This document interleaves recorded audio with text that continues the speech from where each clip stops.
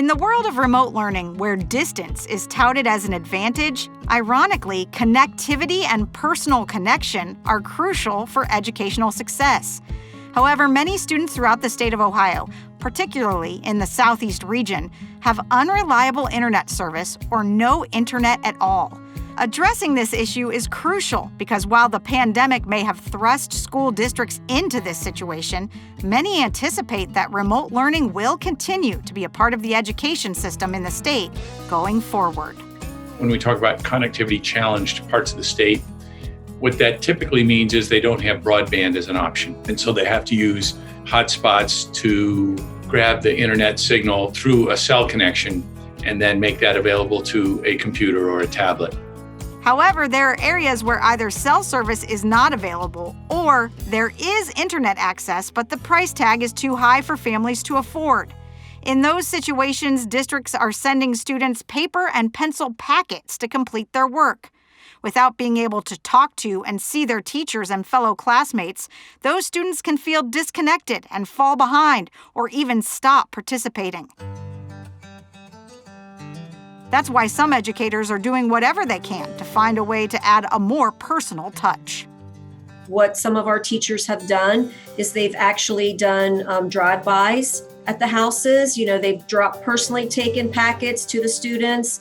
The student will come out on the porch and the teacher will just, stay some distance away, but that's a chance for the teachers to talk to the students, make that face-to-face interaction that is so important. The worst part about distance learning is they're missing that social element. It is so important, especially at that young age. The social aspect of learning is as important as the cognitive part of learning. It shapes the whole child. The Barnesville district even created videos of teachers and school staff participating in special events or story times that would normally take place at school so that children could watch them from their home.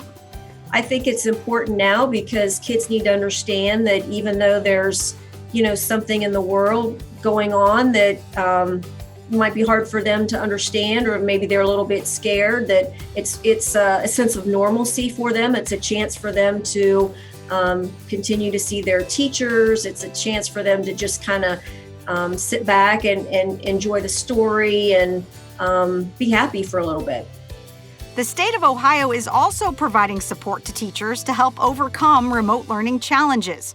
The Remote edX Support Squad and its concierge team, directed by Ohio's Educational Service Centers, are regionally deployed education professionals providing the following support services for personalized, remote, hybrid, and/or blended learning.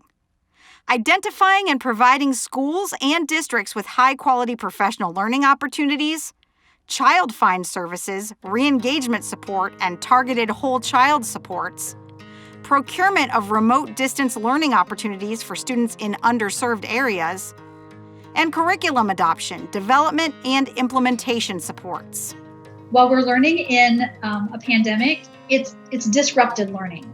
I don't think we should pretend that even if we do get students the access to the curriculum and the materials and the high quality teachers that they need, that it's going to be like it was a year and a half ago.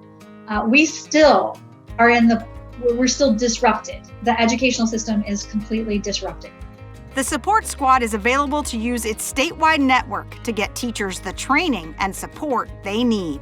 We've got these pockets that have resources and we've got pockets of the state that don't have resources.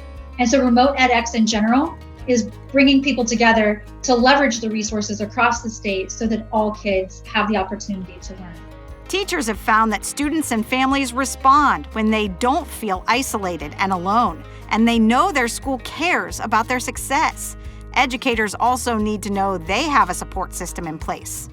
Making connections, both technological and personal, is the key to remote learning success in areas with barriers due to internet access and reliability. To request help from the support squad, visit their website,